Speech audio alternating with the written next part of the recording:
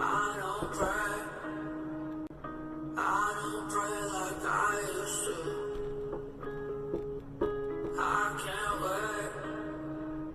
wait. Can't keep waiting on you. Hello everybody, what's good? Today, I'm going to be continuing my series of the power of music. And yeah, RAUL Garcia, okay, What Up RG, just released an album last night.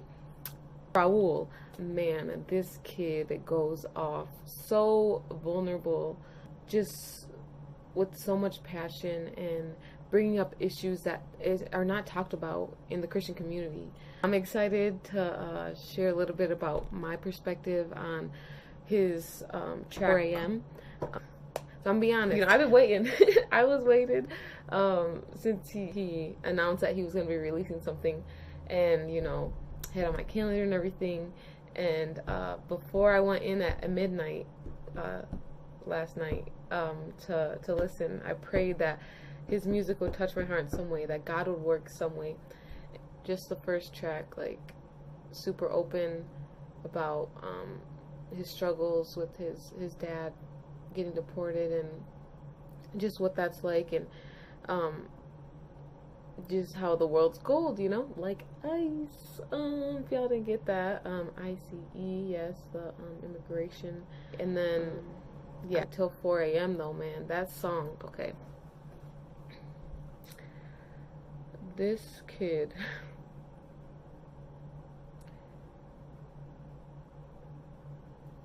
he brings up issues that are current in the Latino community that are not talked about by many Christians. There's no one really advocating for the struggles as Latinos and as believers that we go through. I'm just going to share a little bit about what he preaching out here.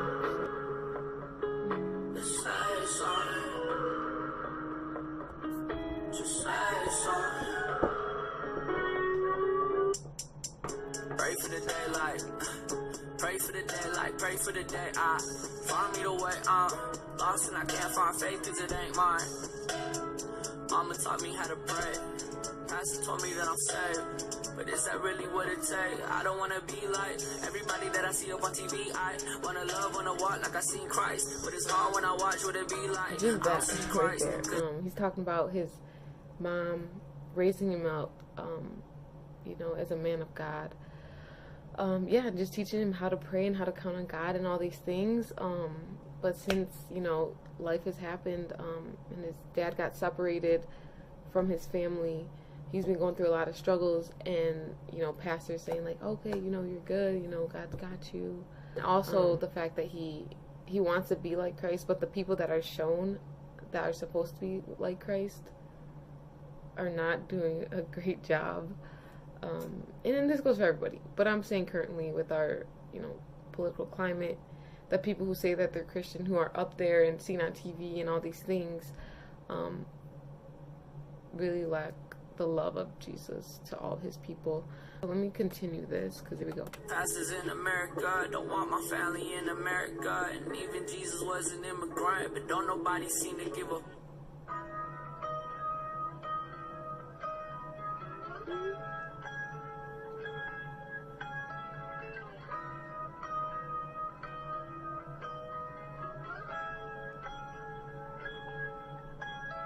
how shook when the cops knock. Oh, how shook when the cops knock. 4 a.m. and they want pops. 4 a.m. and they want pops. Daddy turned around, said farewell. Mama crying on the stairwell. Little brother go, look out the window. Why daddy got handcuffs on him? He ain't did nothing. He ain't never did nothing. All he ever did was work for his children, pay the rent, little income. Why they gotta take him? Why they gotta break us? I mean, he drive the church bus without a license, but he was hoping people get to church. I haven't prayed as much as I pray that yet.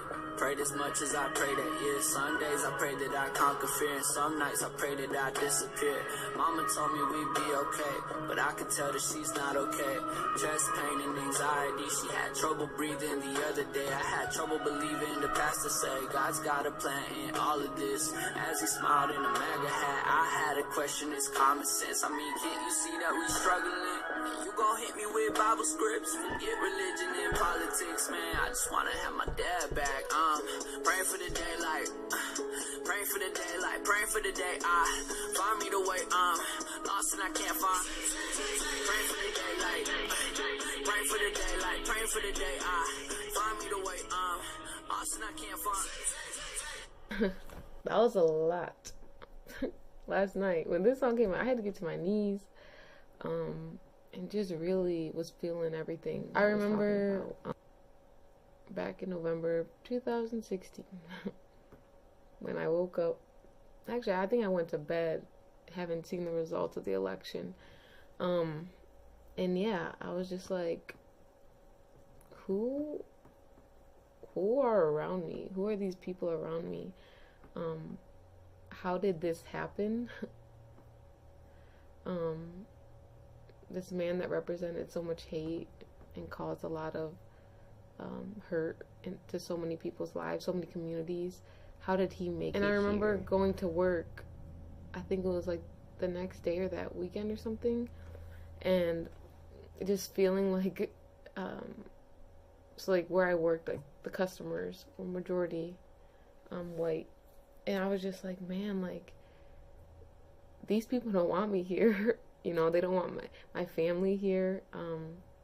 I'm third generation Mexican in America, but came from immigrants, you know. I just couldn't wrap my head around the fact that, like, so many people had made it possible for this man to become our president. It just kind of like created a lot of like hurt and anger, especially as I would see other people. And I admit, like, I generalize it to the whole white community, a majority of the white community, you know, and like it's real. Like the struggle is so real, and like these people don't realize, like like he said, Jesus was an immigrant, and each and every single person is made in the image of Jesus. Whatever culture, whatever creed, whatever background you come from, like, we are all represent Jesus. And I think that makes people uncomfortable as they see different parts of the world or different cultures. It actually expands their view of God, and that's uncomfortable, I think, for people. You know, there's a lot of pastors out there that will speak about these things, about immigration, in a negative way, and it's really hard because, like, you're supposed to count on them for, like, you know, hope and compassion. I feel like the Christian community in America has really become, I don't know if I would say it has become something, but it's really showed who really is an example. Like, you know, this pastor smiling at him with his MAGA hat, telling him God's got a plan of all this, and RG just like, forget the Bible scripts, forget religion, politics, you know, I just want my dad back. And I feel like that's what the white Christian community lacks, is like being able to be there through struggles that they don't understand. And I can't blame them for not knowing how, but not just hitting them with like a verse and saying like, all right, God's got you. Like, enter in on that. There are things that we can be doing, using your voice, using your platform to bring awareness to these issues so they don't happen again, and that they can be stopped. Because Jesus would be here fighting for us, and he's using people. And there are, I'm not gonna lie, there are a lot of people in the white culture that are standing up and using their platform for these issues, because as Latinos, we feel like we are not heard. You know, we're not the majority of minorities here in America right currently. Wait till 2050. So yeah, we have a small voice, but and it takes people who do have power, and people who can link up and be advocates for the struggles that we go through, because faith without works is dead. And you can't just hit us with a Bible verse and then say it's okay, God's got it. God does have it, and that's not wrong, but you need to be showing it with actions. And there's only so much I can do as a Latina, but man, like, I want people to enter in, and as messy as and hard that as that sounds, like it's hard for me to be that spokeswoman for Latinas in my community. That's really hard because I can only bring it from one perspective, and that's my own. But you know, like, we're here to educate as well. I'm not saying that that's our only job. Definitely, we need people to relate with, and this is, I think, what RG is doing for so many out there in the Latino community struggling with these things. It's like we finally have someone that we can relate to who's also a believer, who loves Jesus, who puts their faith in him and him alone, but they're also going through real life struggles that we face, and we don't get to hear about that from other people in the Christian community. RG just sparked a huge I think just fire in the Latino community, like knowing that we're not alone, knowing that we can still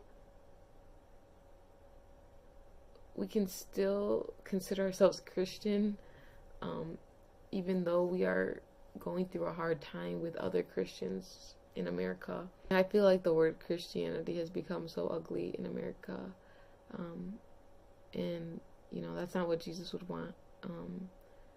And a lot of minorities feel the same way about, you know, like all these Christians that cause so much, you know, harm and hurt towards our communities. And that's true, you know. Again, I don't think it's a religion problem. I think it's a sin problem. This project, though, really just opened the doors for a lot of Latinos that are going through these struggles, and just feel like we're not being heard. I'm excited for more people to hear this, for this to just, you know, blow up.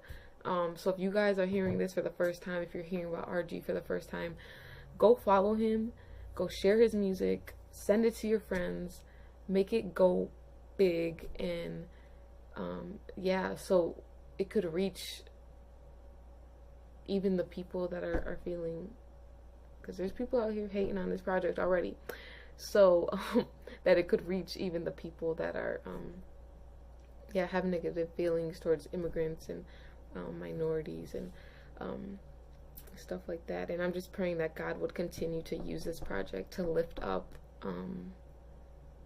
our culture, to let us know that we are here for a reason. God has us, and we're not alone in this struggle. The whole project y'all need to listen to if you haven't yet. I've been on repeat with the whole thing since midnight. Yeah, it's been a blessing to hear, and he's doing a lot, letting us know that we are heard, letting us know that we have power. So I thank you, RG, for all that you're doing. And I know it's been a hard year for you, and I know you said that if you could, you would quit music after this project, and I just want to encourage you that even if that did happen, like, thank you for pushing through. Thank you for releasing this project. Thank you for letting us hear the struggles that you're going through, so we would know that we're not alone, so we could say we have a voice, and so we could talk and use what God has given us to bring attention to those hurting. And it's uncomfortable for a lot of people, but you did it, and it just brings so much inspiration and so much encouragement to us as well. So I thank you, RG, for all that you're doing. Continue to do the work that God has called you to do, and don't let nobody stop that, all right? Wherever that may be, in music and in your community, and, you know, with your family, whatever that is, you're making changes, you're doing awesome things, you're letting the Holy Spirit use you, and I appreciate that so much, and I have no idea how much you mean to us as Latinos who are believers, who love Jesus, but really can't find a place in a lot of the mainstream Christian culture that's out here. So we thank you. My prayers are always with you and your family and everything that you guys are going through. It's a struggle out here for many families, and a couple of my family members are working hard to get their papers, and yeah, it's hard, and the government doesn't make it easy, but God does have a plan. But we are also here, and we're gonna fight for this. We're gonna make changes. This album will set movements, will help launch movements of people who are going to be bold enough to say, hey, this kid, he used his voice. He spoke up about these issues without fear, and maybe he did have fear, but he did it anyway. So we're gonna do the same thing. We're gonna follow his footsteps. I don't mean that like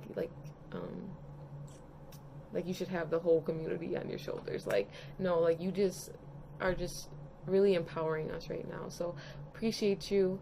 Love you, RG. You're the greatest, hermano. Just thank God for you and all that you're doing. And Reach Records, shout out to you guys for all that you're doing and being unashamed about bringing these issues up, because it's real. These are real issues. And Lecrae and everybody else out there that's bold enough to speak about these things, and KB and 1K. And, you know, we just appreciate you guys, Gavi. Yeah. For not being scared to bring up what's really hurting in America, what's really hurting the people, so they know that there's a place that they can come to. And this community is this community right here. And it's people who love Jesus and who are gonna do what's against the culture, what's countercultural, against the grain. I feel like I'm doing that all the time in my community, on my campus, with ministry. I feel like I'm always going against the grain, but I know that God is working in that, and God is creating a space for other Latinos to be comfortable enough to come to a meeting, to say, hey, these people are like me, and to show up and be like, wow, like God is actually here, and his love is so present, and maybe I should try out who Jesus really is, because what I've seen before isn't what I'm. We thank you guys. Keep creating beautiful things. Keep working. Keep being it build up, because I know this can be time for you guys as well as advocates. But be blessed. I love y'all. Continue to be praying for y'all, and yeah, keep making the music happen. We love y'all.